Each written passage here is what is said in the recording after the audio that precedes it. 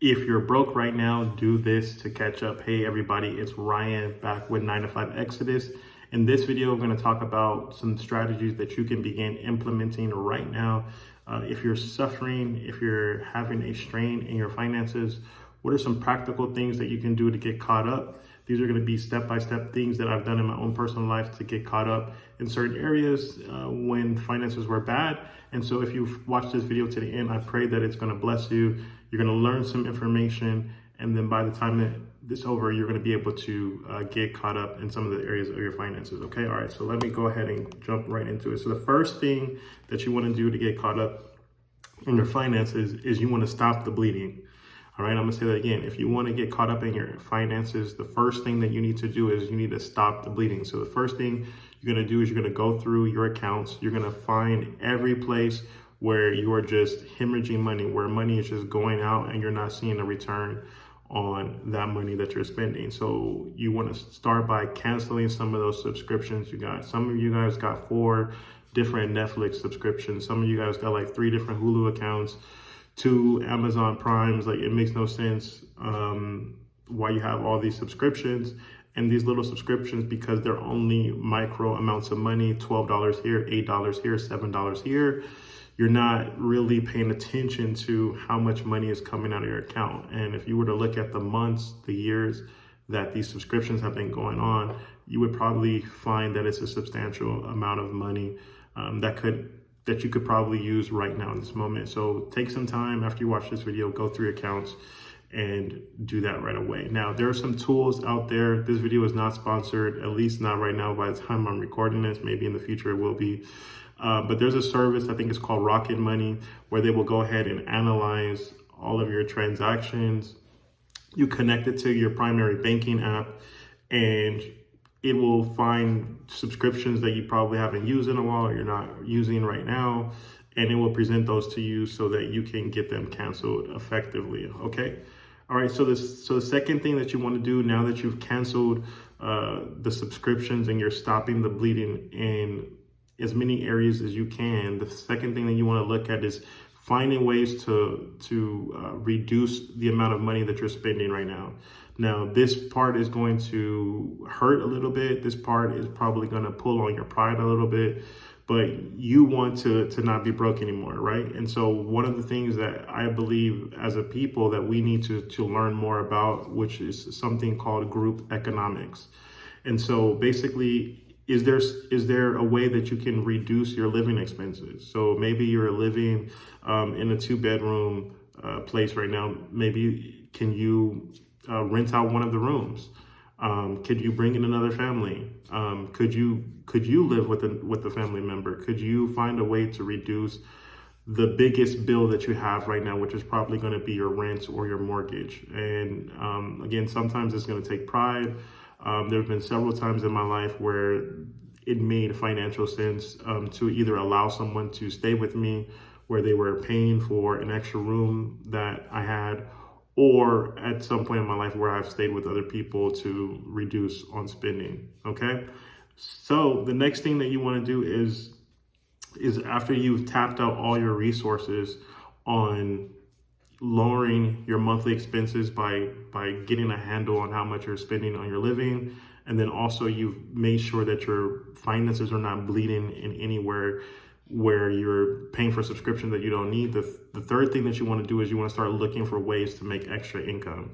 All right. And so what I would suggest is finding ways that you're going to be able to leverage your time to be able to make more money, right? Because some of you guys may already be working 2 jobs. Some of you guys may already be, still paycheck to paycheck after working as much OT as that you possibly can.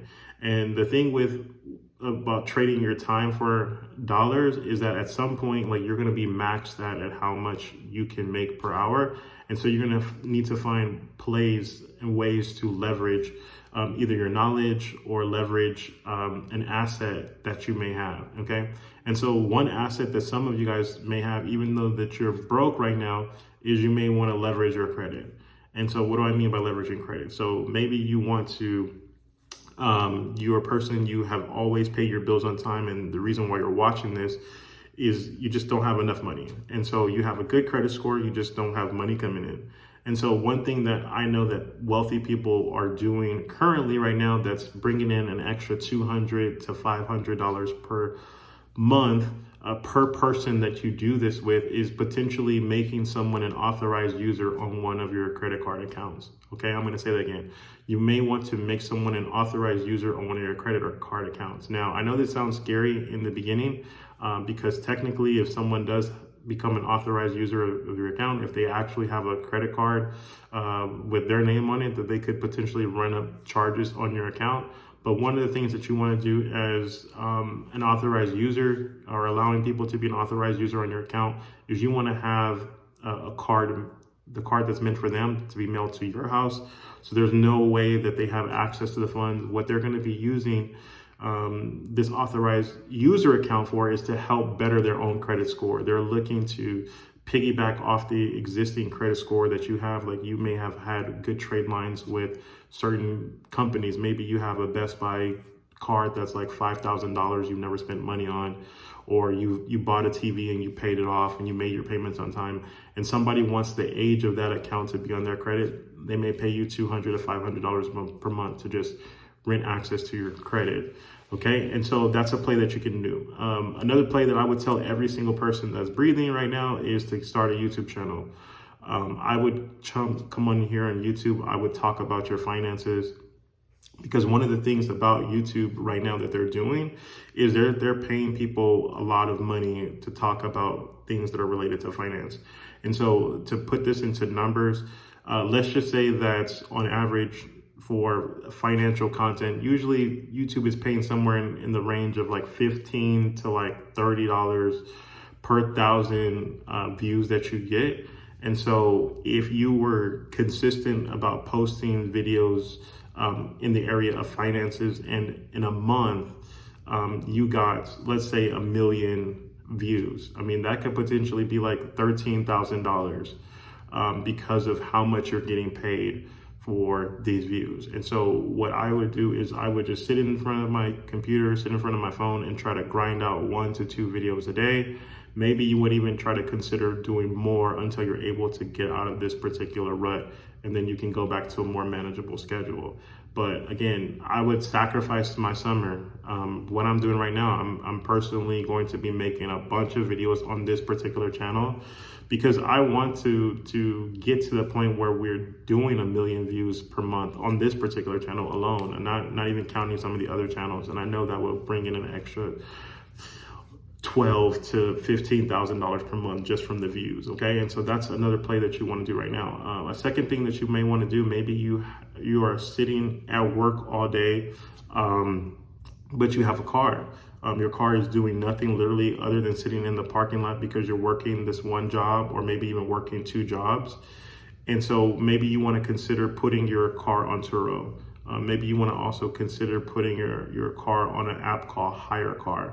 Now, I would probably recommend doing HireCar versus Turo, only for this one particular reason. Usually on Turo, people are just renting your car to use for a night out on the town, and sometimes you can find that your vehicles may actually end up getting messed up because people don't treat your vehicle the same way that you would treat your vehicle. And so with HireCar, it's specifically an app that's designed where you rent your vehicles to people who are like rideshare drivers. So people who are actually in the business of doing Uber or doing Uber Eats or DoorDash as their business, and they just don't have a whip or they don't want to use their own. These people will treat your cars more seriously. Even myself, I've used and rented cars on HireCar before when I needed a car for to do gig economy type of jobs. And I've rented people's cars for sometimes up to a month. And so again, this could produce some extra bread for you as soon as this weekend. It doesn't take a lot to actually get your car on an app like HireCar, and you can start making some extra money. One of the last things that I'll tell you guys to do if you need to get caught up in a major way, that's something that every single person can do. Most people undervalue what they are gifted at. There's a skill set that you have right now Maybe it's the same thing that your job is paying you for. Maybe it's a talent that you have. Man, this could be as simple as dribbling a basketball. There are people right now, if you go pull up YouTube right now, you could pull it up right now. There's a channel called I Love Basketball TV. Man, they teach people how to dribble a basketball. They teach people how to shoot a basketball. And that channel alone, they make millions of dollars per year because they found a specific niche where they were talented at, where they had an expertise on, just teaching people how to have handles, teaching people how to dribble. And they started creating products and creating YouTube videos about it, and they make millions of dollars per year. And so there may be something that you have a specialized skill at. Maybe you could sing, maybe you could rap, maybe you could make beats.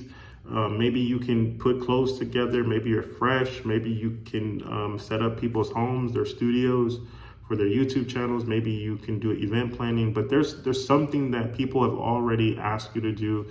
You've probably done this a bunch of times for free, and because you've done it for free, you don't see the value in it. But I'm telling you, if you would see the value in it, there's people who would pay you hundreds, if not thousands of dollars to do that particular thing. And these are some practical things that you can do to get ahead right now. And so right now, if you made it this far in this video, do me a favor, like this video, consider subscribing to the channel.